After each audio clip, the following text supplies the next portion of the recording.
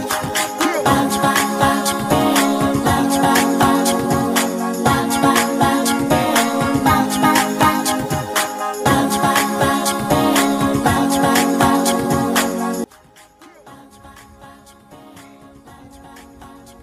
chào tất cả các bạn, mình lại quay trở lại với các bạn rồi này. Hôm nay mình sẽ kể cho các bạn nghe một câu chuyện Nàng tiên cá. Bắt đầu lắng nghe nhé. Ngày xưa có một nàng tiên cá với đôi mắt xanh dương và mái tóc vàng óng ả.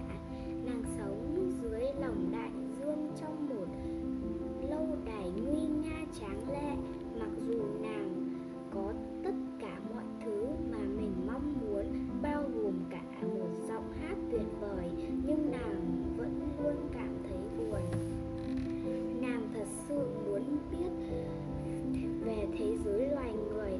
Cha của nàng, vua Thủy Tề, cùng với 5 người chị gái luôn dặn dò nàng: em gái nhỏ đừng vội vàng nhé, rồi em sẽ nhìn thấy thế giới loài người thôi. Nhưng nàng chẳng thể đợi được tới ngày nàng có thể bơi lên trên mặt nước và khám phá những điều mình chưa biết. Khi nàng 15 tuổi, nàng được phép bơi lên mặt nước để ngắm nhìn thế giới phía trên. Hạnh phúc hơn bao giờ hết, nàng tiên cá hốt hoảng bơi từ dưới đáy biển sâu lên mặt biển, gợn sóng và một chiếc thuyền buồm khổng lồ, một giai điệu vui vẻ đượm lên làn gió biển. Trên mũi thuyền có một chàng trai trẻ lịch lãm đang nhìn ra biển. Chỉ trong giây lát, trái tim của nàng tiên cá đã tan chảy vì tình yêu nàng dành cho chàng trai. Đột nhiên bầu trời tối sập lại, nhưng đám mây đen kéo đến, mưa rông cùng sấm sét ập xuống.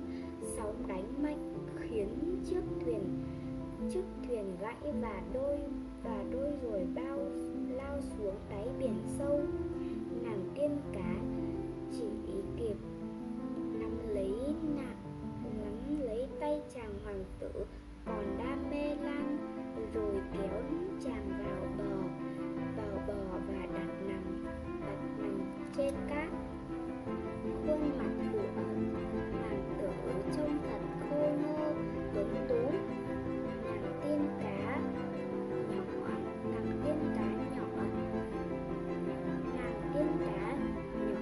không kìm lòng nàng đã đặt một nụ hôn dịu dàng trên trán hoàng tử. Đột nhiên nàng nghe thấy tiếng nói và thấy một cô gái đang tới. Nàng vội vã vấp nấp sau một tảng đá. Nhìn thấy hoàng tử bất tỉnh, cô gái bắt đầu kêu cứu. Tiếng gọi của cô đã đánh thức chàng dậy. Chàng mở mắt và mỉm cười với cô gái, mà chẳng cho rằng đó là vị cứu tinh của mình. Sau chuyến đi phiêu lưu trên mặt biển, nàng tiên cá trông còn buồn bã và u sầu hơn cả lúc trước. Nàng không thể quên được hoàng tử. Nàng sẵn sàng đánh đuổi bất kỳ điều gì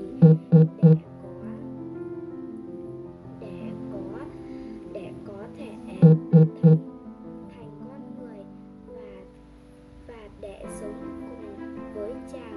Vì vậy, một ngày kia, nàng nhờ đến sự giúp đỡ của bộ phù thủy biển. Bộ phù thủy nói: ta có sẽ làm cho cô bỏ được chiếc đuôi của mình, nhưng đổi lại cô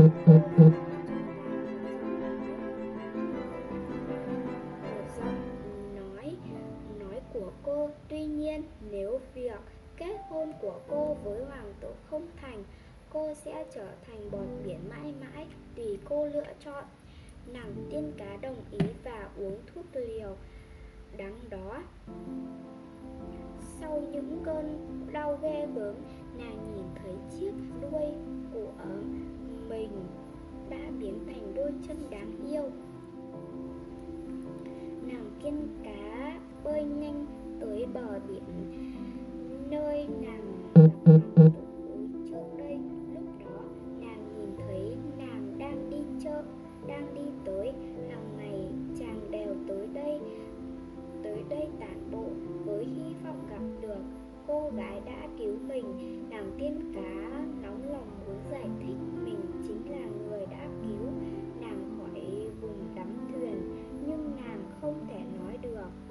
Sau khi gặp nhau, hai người nhanh chóng trở thành bạn bè. Hoàng tử mời nàng tới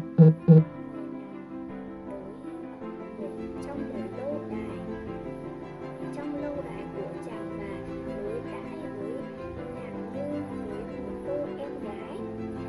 Chẳng bao lâu sau, nhà vua với vương quốc láng giềng mời cô con gái đáng yêu của ông tới thăm hoàng tử. Chàng ngạc nhiên nhận ra đó chính là cô gái đã từng cứu chàng. Bên bờ biển không chút do dự, chàng cầu hôn với nhà cô. Ngày cưới đã đến. Một bữa tiệc linh đình được tổ chức trên chiếc cầu sang trọng. Khi mặt trời lặn, nàng tiên cá vẫn đang ở trên tàu cùng với tất cả mọi người. Nàng nhìn ra phía biển và thấy các chị gái của mình đang gọi: mụ phù thủy đã đồng với chúng ta rồi, em sẽ được giải phóng khỏi phép thuật. Mụ ấy sẽ không biến em thành bọt biển nếu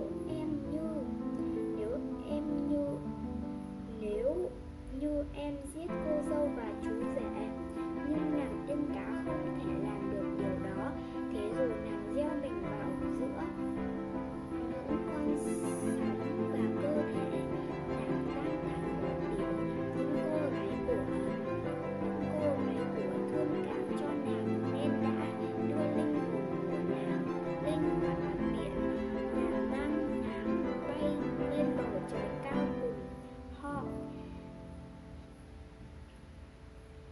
Vì nàng đã trải qua nhiều đau khổ